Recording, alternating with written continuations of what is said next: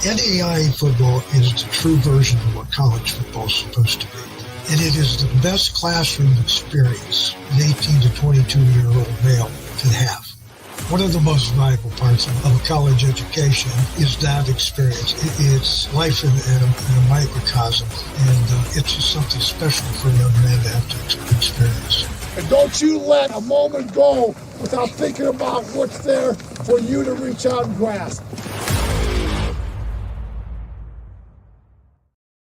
Welcome into the Victory Sports Network. I'm your host, Jason Dannelly, and this is a special edition of NAIA Football as we take an opportunity to take a further look, a deeper dive, that is, into the NAIA Championship Series and its selection process. Now, as you may or may not know, the NAIA over the last couple years has changed the way that they go about selecting the NAIA football postseason pairings. And we have an opportunity in this show today to talk with Dr. Jesse Gotting. He is of the National Administrative Council from the NAIA. He's one of the people that is helping to select that postseason field of 20.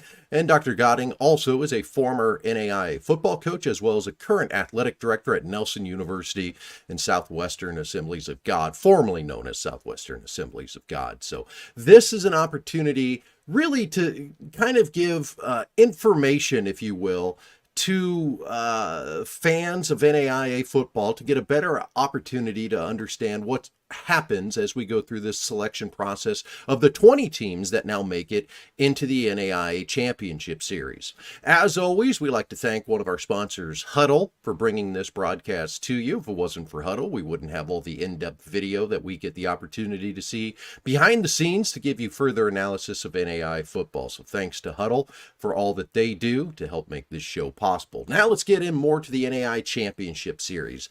The NAIA Championship Series has 13 automatic qualifiers from conference champions. That's the conferences as they are designated in the NAIA. And then there are 7 at-large berths chosen by the National Selection Committee. Now, in the past, the way that this worked when the NAIA only had 16 teams make the postseason, to get an automatic berth, you needed to win your conference championship and you had to be rated in the top 20 to get that automatic. Now, the change, what has happened is if you're just simply a conference champion, you do not need to be rated in the NAIA top 20 or top 25. You just simply need to win your conference championship to get one of those 13 at-large spots. That leaves one of those 13 automatic spots.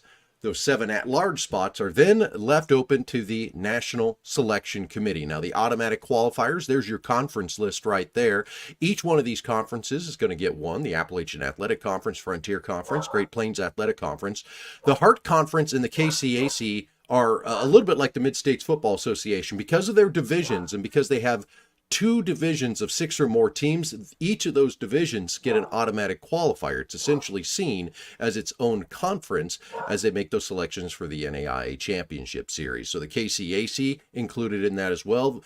The Mid-South Conference only getting 1 bid. The Mid-States Football Association Mid-East, Mid-States Football Association Midwest, North Star, Sooner, and the Sun Conference are the ones will end up getting their automatics into the NAIA Championship Series. Now, the NAIA postseason schedule shapes up like this. The first round happens November 23rd. That is going to be between the teams that are rated 13th through 20th. As they go through that final seeding. And Dr. Jesse Gotting will talk more about that process in a little bit. That is not as they are rated in the NAIA top 25, okay? So understand the NAIA coaches top 25 is a completely different thing. It is a tool that is used in the NAIA Championship Series. It is no longer the letter of the law. Second round is then November 30th. That's going to be seeds 1 through 12 and the winners from round 1. December 7th is going to be the quarterfinals. We then move on to the semifinals on December 14th and then the championship game on December 21st. Now, the top 6 are seeded by the NAIA coaches poll. That is one thing that is by the letter of the law, the way things maybe used to be in the NAIA Championship Series. If you are in the top 6 from that final NAIA top 25 coaches poll, you will be seeded 1 through 6. The rest of the seeds are then voted on by the National Selection Committee, and Dr. Gotting will talk to us a little bit more about that. So that's kind of the run through of how all of this process works to give you an idea of a little bit of the overview on how the whole process starts to work out with the NAIA Championship Series. Now, Dr. Gotting joined us last week. Our original plans were to have this play as part of our Sunday program, but with all the games that were happening this last weekend, all the updates that we needed to do, that program would have been 2 hours long. So we bumped the interview to this week to kind of give it its own slot and really allow you to have an in-depth look at what's happening in the NAIA Football Championship Series selection process. Maybe you can come back to this in a few weeks, trying to maybe understand things a little bit more about the NAIA Championship Series. So stay tuned, folks. Coming up momentarily, it will be Dr. Jesse Gotti joining us here on the program as part of our Victory Sports Network coverage and analysis of the NAIA Football Championship Series. Welcome into a special interview from the Victory Sports Network. I am Jason Dannelly, and I appreciate you very much for coming on with us to learn a little bit more about the NAIA Championship Series, the selection of the teams, how that happens, and some of the people that are on in the scenes behind it all, making it happen, and that have actually allowed the NAIA Championship Series and have been part of the NAIA Championship Series to make it what it is today. I say all that to just basically bring in our interview and our special guest for tonight. That is Dr. Jesse Gotting. He is the athletic director at Nelson University, formerly Southwestern Assemblies of God. Not only is he currently the athletic director, he's the former head football coach of the Lions, and he is the National Administrative Council Chair for football for the NAIA. Dr. Gotting, thank you so much for coming on with us. Well, I appreciate it, Jason. This is a great opportunity, and I'm grateful for the work that you do to publicize and highlight NAIA, and you've done that for many years and done it very well. And so this is an honor for me. We go quite a ways back. We do. Well, back to the Central States Football League days. Oh my gosh. That's an acronym we haven't said for a while. No. You're right. That's a long time ago. Well, I'm certainly happy for you to take a little time today to talk to us about the NAIA Championship Series. And as we were talking pre-interview, I mean, it's some of it's for me because there's some clarifications that I need, but also the other side is I get a lot of emails, a lot of questions on Twitter and Facebook and all these about how the NAIA Championship Series works. And instead of re-explaining that to each individual person out there, I thought, hey, I can send them a video link. I'm hoping it can be this video link. So I appreciate you coming on and talking to us. Yeah, I'll try not to follow it up so you go, oh, forget it, I can't send that.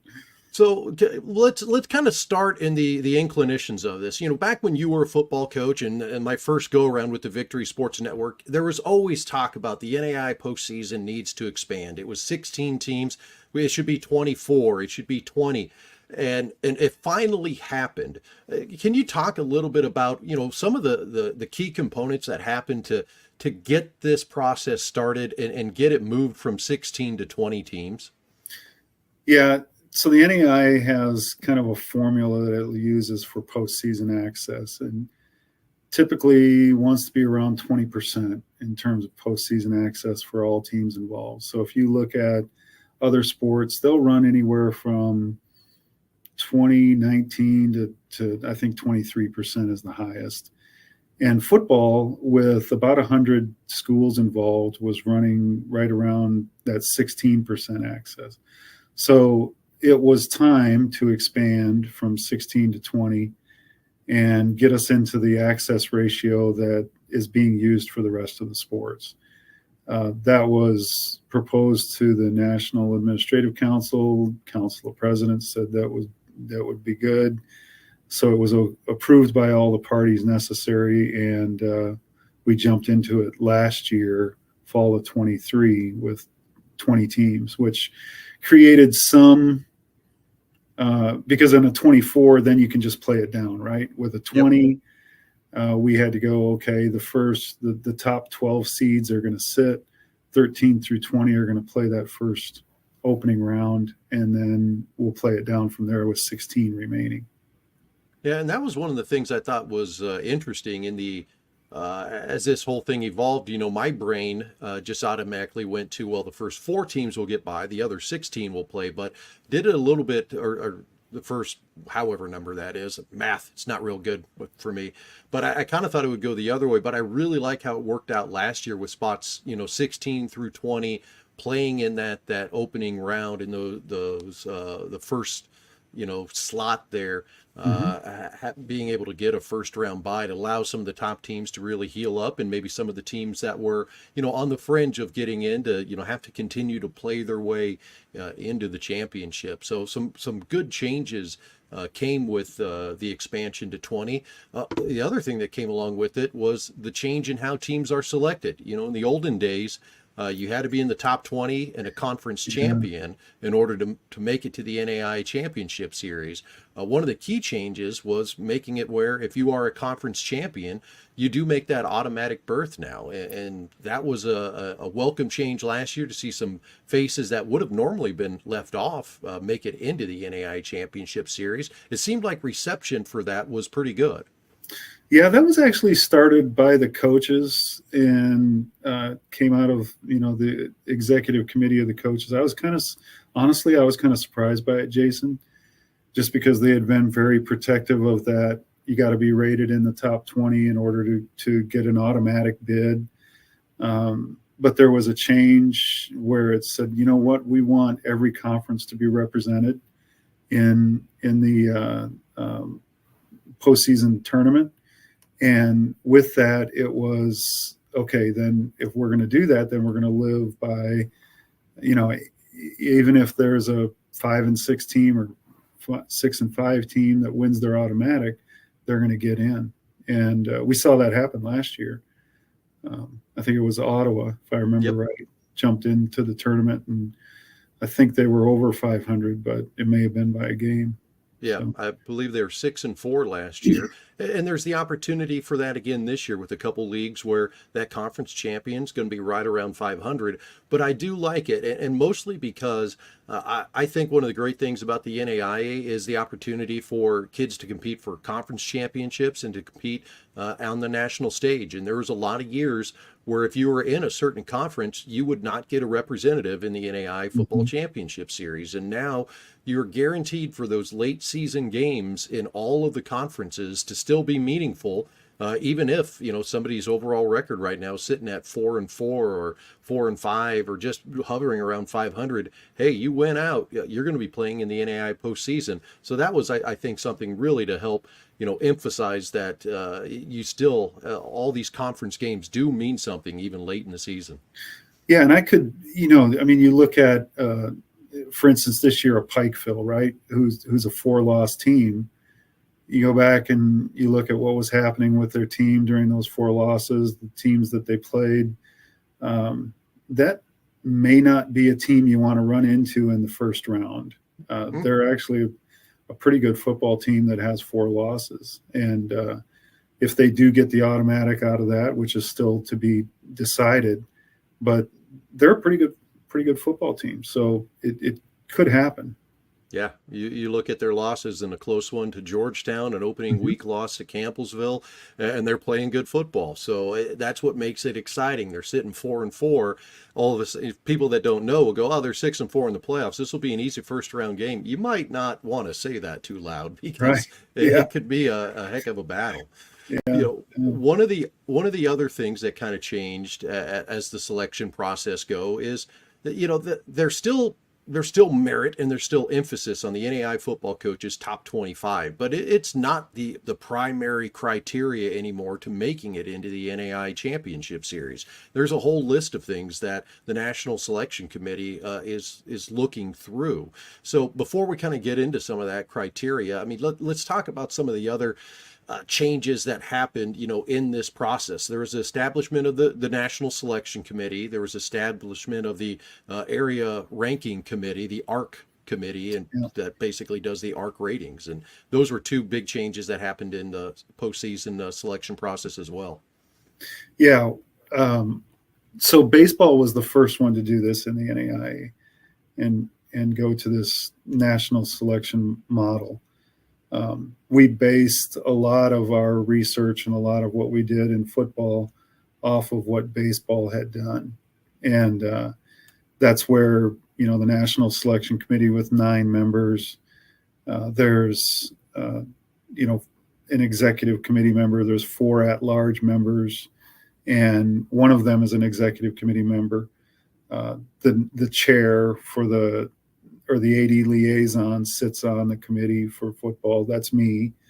And then we have ARC chairs that sit on it as well. And there's 4 ARC chairs. So there's a total of 9 people. And it's, football is a little bit of a different animal in terms of national exposure between coaches. With basketball, you have synergy where I can pretty much look up anybody I want and pull down a game and watch it. I think get into baseball, volleyball, they can travel to early season tournaments. Coaches have a pretty good knowledge of what's going on. Probably one of the things that we faced and still face is how do we know what that team's really like? One of the problems, when you look at the criteria and stuff, one of the problems that we have in football is there's no strength of schedule because it's very difficult. The heart of America doesn't play outside, or I guess they did one game this year. Mm-hmm. The KCAC is pretty well closed off. They don't schedule outside. Some of it's geographical. It's just tough for somebody to pick up and travel to Florida to play. So or out to Arizona to what is OUAZ really like? How good are they? And it's tough for people to do that. So within the makeup, we feel like the ARCs represent that aspect of it really well. When they get together and they talk, each ARC member brings 8 schools that they believe should be ranked. They talk about it. They form an ARC ranking. There is an at-large that's attached to the ARCs. That at-large is in the room to move the conversation along, to ask questions about why this school is ranked over this school. What else should we be looking at?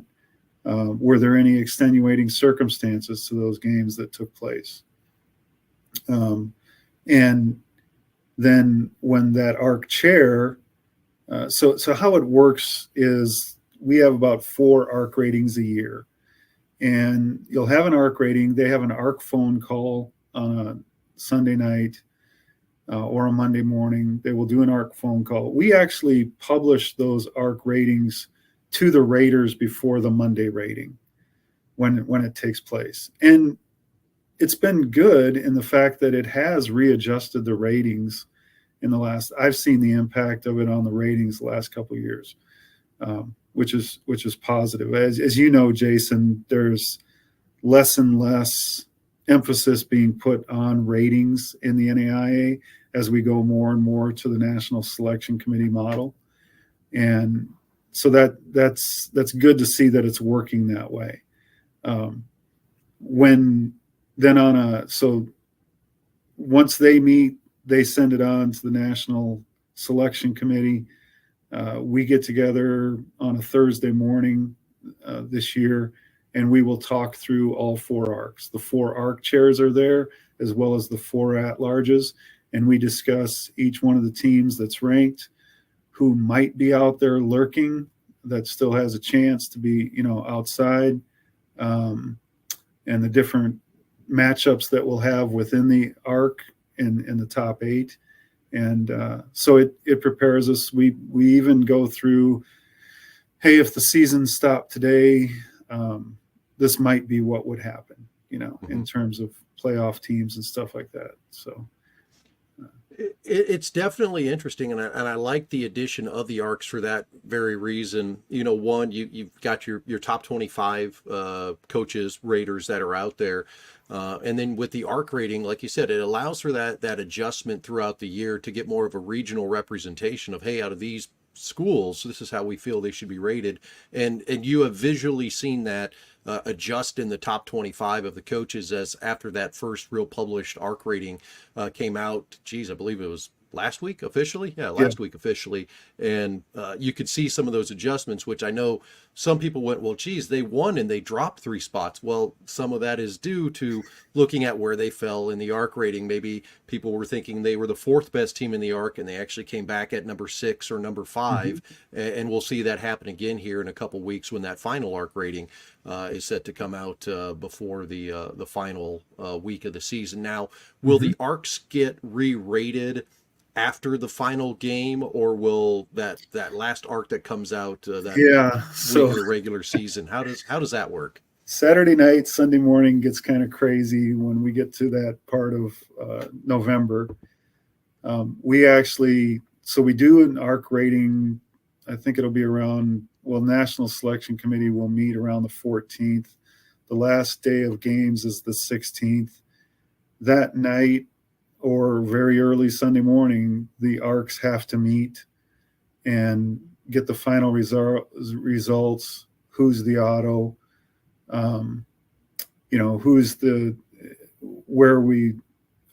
Is this the 8 we're going to put forward? And then from there, it is Sunday morning. We have a Raiders call, still have a Raiders call. We have a National Selection Committee call that begins, and we begin to sort out who's in, who's out. So we do have the ARCs tell us, like, who's your top 8 after the last game, and before we move into Selection Committee. And like you were talking about access to the postseason and stuff. Well, in Ottawa last year did not have to be in the top 8. Like in the past, when they had to be ranked in the top 20, if you remember, in the ratings, there was always kind of that pressure of, okay, should we rank this team in the top 20 because they're going to be the automatic? Well, now we're not putting any pressure on anybody to rank someone. So if there's a deserving team or a more deserving team in that ARC than we think than the automatic, that's fine.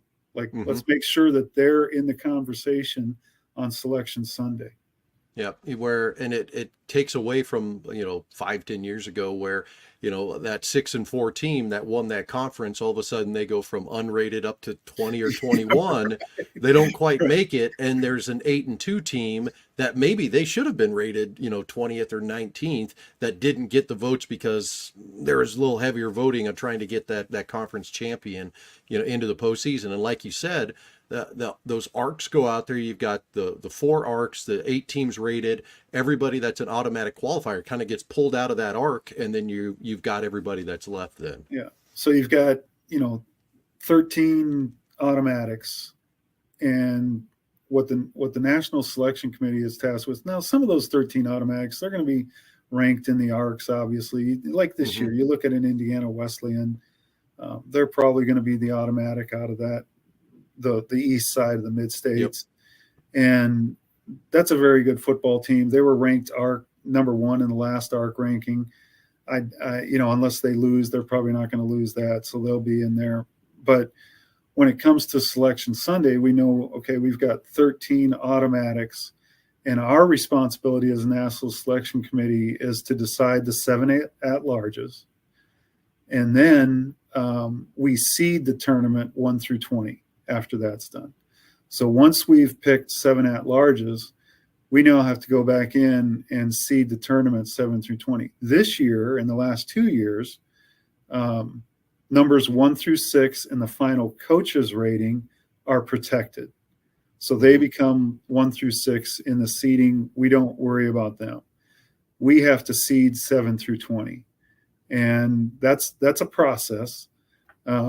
Or sometimes a lot of opinions. Lots of opinions, lots of rounds of voting, lots of and then this is where the selection criteria comes into it, because you have to have some aspect of objectivity that tells you this team is better than that team, or at least on this Sunday morning we think this team is better than that team in terms of seeding. And that's difficult because in the NAIA, you don't I've got some coaches in the room. Those are the ARC chairs.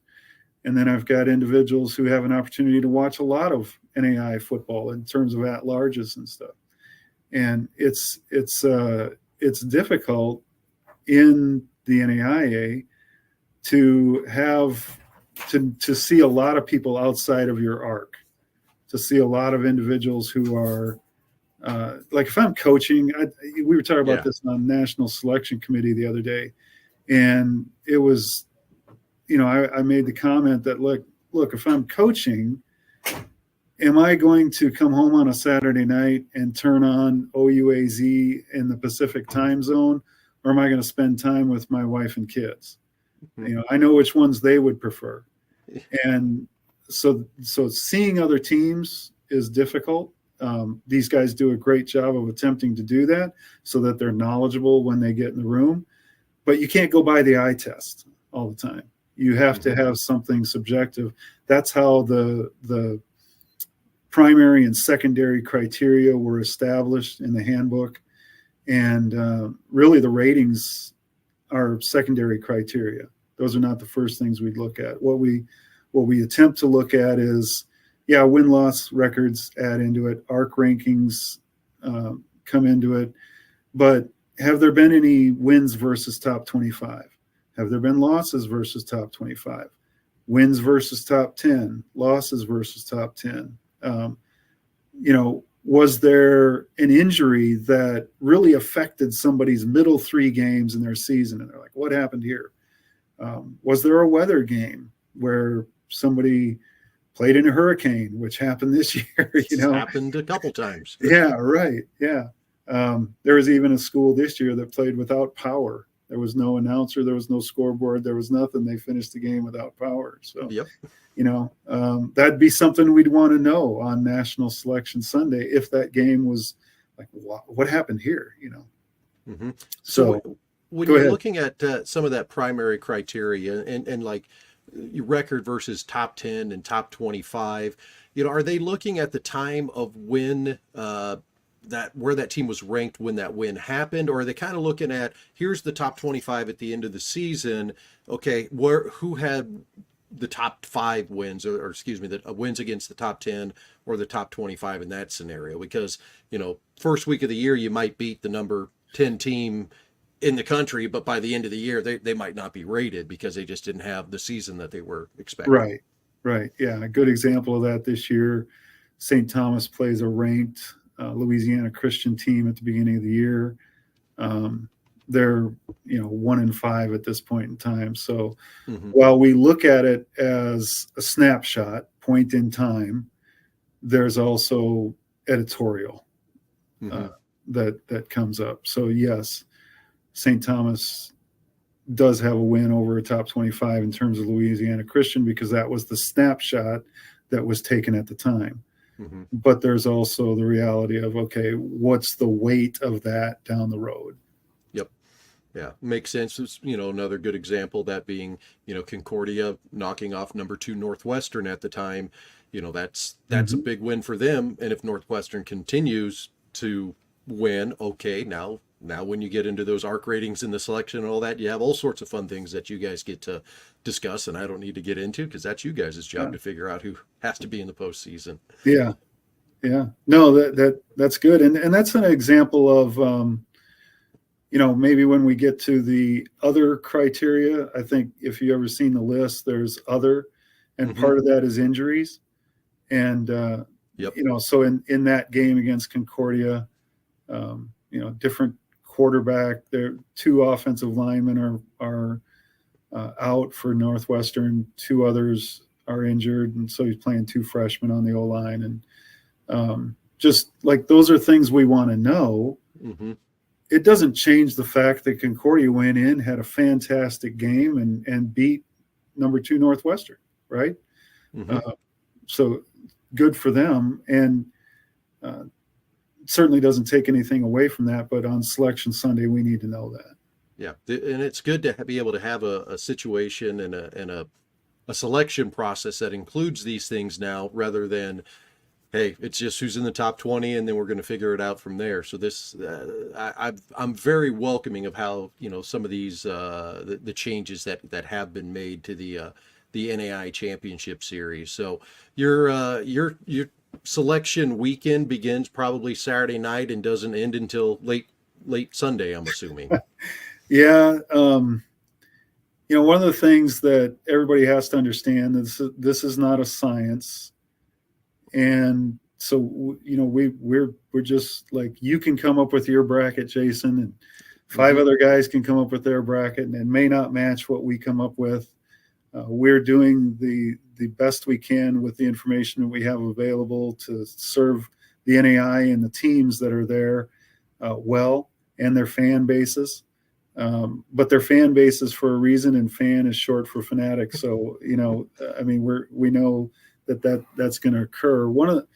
But the other thing that everybody has to understand that is not behind the scenes, I think people know this. Like, there's a financial reality to the NAIA playoffs.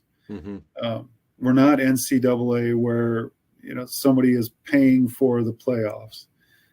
Schools are paying for the playoffs. And a number of years ago, we started an insurance fund with football where if somebody gets hit with a charter, they can get that reimbursed. And that's been going on, and that's helped. But we still have to limit the number of flights that are in that first round, second round, because we know we're going to have X amount of flights over the course of the postseason tournament. So there is a system wherein, when we get to that second weekend, one may not be playing 16. 2 may be playing 16, and one ends up playing 14, and 3's playing 15. We don't slide it much further than that, or we've never slidden it further than that, I guess. But those are usually made based on geographic realities for NAIA football and just cost. We can't afford 8 charter flights so that we can play a straight bracket. And I know that can be very annoying to fan bases when we should have got that team, not, and especially in later rounds, but not trying to put one over on anybody. That's just the reality of the situation. A 12-hour bus ride is going to win out over a flight. I mean, it's simple. Yeah. I mean, sure, we'd love to be able to fly that team from Illinois to Georgia or wherever it is, but it makes a lot more sense to bus that because we have a flight on the backside here that we have to send to the other side. So I definitely understand it. And as I always have told fans, if you want a completely bracketed postseason, like, hit the lottery, donate a bunch of money to the NAIA, and be the sponsor of it, because that's the only way it's going to happen. There's just too many. And the other thing is too, even if the money is there, if I recall, the NAIA only really has one charter for sure reserved or available each week of the postseason. And if there has to be a second flight that happens, there's a lot of scrambling behind the scenes that has to happen to be able to make sure that a second team could fly if we ever got into a weekend where that needed to happen. Yep. And that's at a time where you got to understand, D3 playoffs are going on, D2 playoffs are going on. There's some conference championships that are occurring in Division I. And so there's a lot of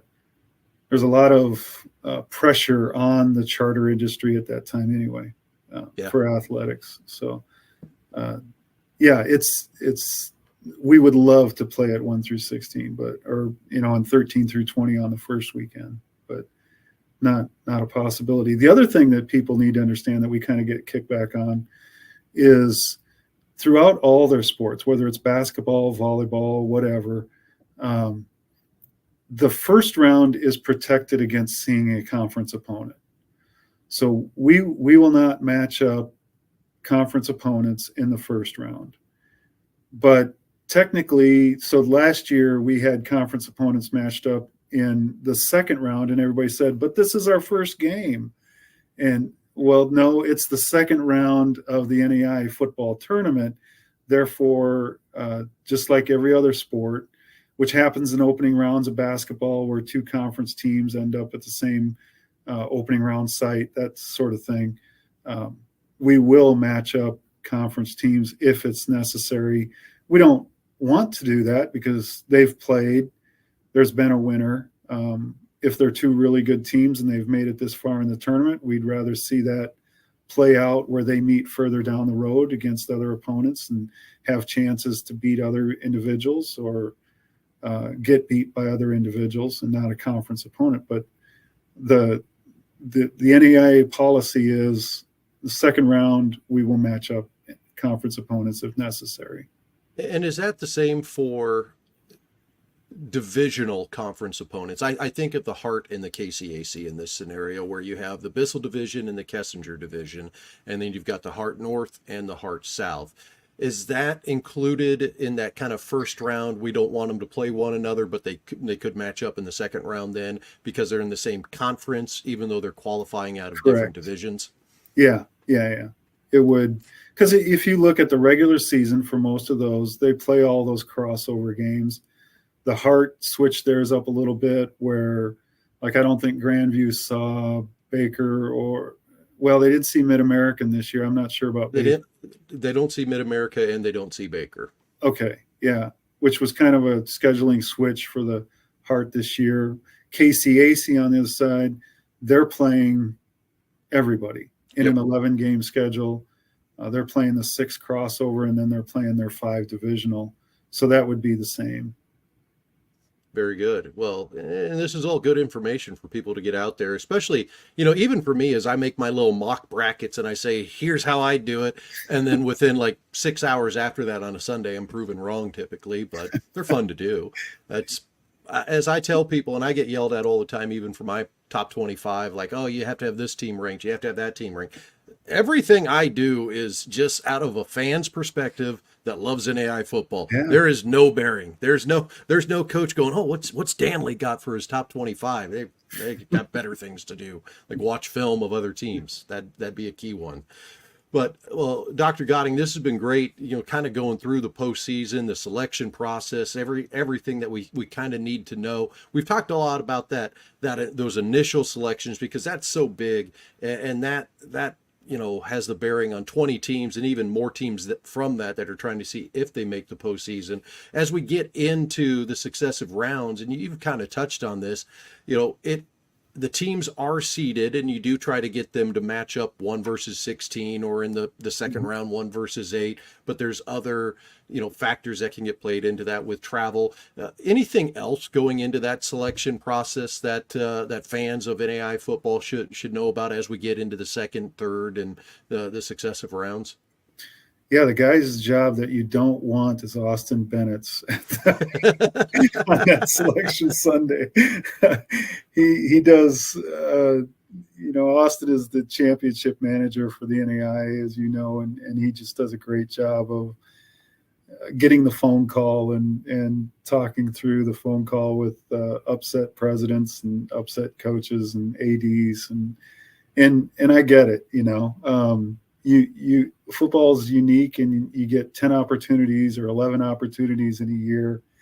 And boy, if your team is, 9-1 or 10, 8-2, or boy, you're a pretty good football team, right? And you certainly think on your campus that you're deserving. And it's very difficult. We don't take that lightly, but it is very difficult for National Selection Committee, and it's not something we go into flippantly. So I hope fans understand that. And that's the thing I really hope fans do understand is this National Selection Committee, it's not, this behind closed doors, black mask, party, nobody knows who. It's athletic directors, it's coaches, it's people that have teams or have had teams in these positions in years past. So they know what it's like when you've got to call that 8-2 team and say, you didn't make it, sorry, and here's why, or field that phone call of a very upset president. So it's not some national organization just making these decisions behind closed doors. It's a lot of people that actually have dealt with the exact same scenario in their own at their own home campuses. Yeah, you're right. So, overall, is there anything else that I'm missing that I should be asking about that I'm just completely overlooking as we talk about the NAIA Championship Series and all the selection process that goes with it? No, you've done a good job covering the subject. And if, you're right, this is not done in secret. So if somebody wanted to go to the NAIA Football Coaches Corner, they could download the handbook and see, who's in what arc. The arcs are published, so you can see where that is. And really, in the end, kind of a flip side to this, that this is really good for NAIA football. Like, there is a heightened awareness among coaches of different teams around the country than there was 4 or 5 years ago, I think, when we were just doing ratings. Fan-wise as well, there's a heightened interest in who's making the postseason. As our world kind of becomes smaller, you and I were talking about, years ago, you doing this before this started, and just how much more information is available, how many more people are paying attention to the NAIA and starting different organizations that feature NAIA athletics. And that's a really, really positive thing for, our coaches may not like it, but it's a positive thing for the sport. It's a positive thing for the student athlete experience. And, rising tide floats all ships. So this is, I think it's been a great thing for the NAIA and will continue to be. Well, and I could tell you the national education that's happening with coaches about teams in different regions, it has improved greatly from, maybe 10, 15 years ago when I stepped away. I used to get the phone call that was, hey, you went to such and such game, what do you think of them? And now I'll get the text message that is, hey, did you see that Campbellsville game the other day? Boy, I saw this. They're informed about it the same way that, people, watch Division I football. And people ask me, like, how do you have time to cover all this NAIA stuff? Honestly, like, all the time that everybody else spends watching Division I and the NFL, I basically commit to this. I'm a very fair weather Division I and NFL fan, even though my NFL team is absolutely atrocious. That makes it easier. I don't really have to pay attention to the Raiders after about the second week of the year, it seems like. So I can just jump back in next year and have all the hope. So, yeah, I love this, and this has been great, Coach. And I appreciate you coming on to talk about the NAIA Championship Series with us. Well, thank you, Jason. Like I said, I appreciate all that you guys are doing for the NAIA and for NAIA football. And thank you for thinking about me and having me on here.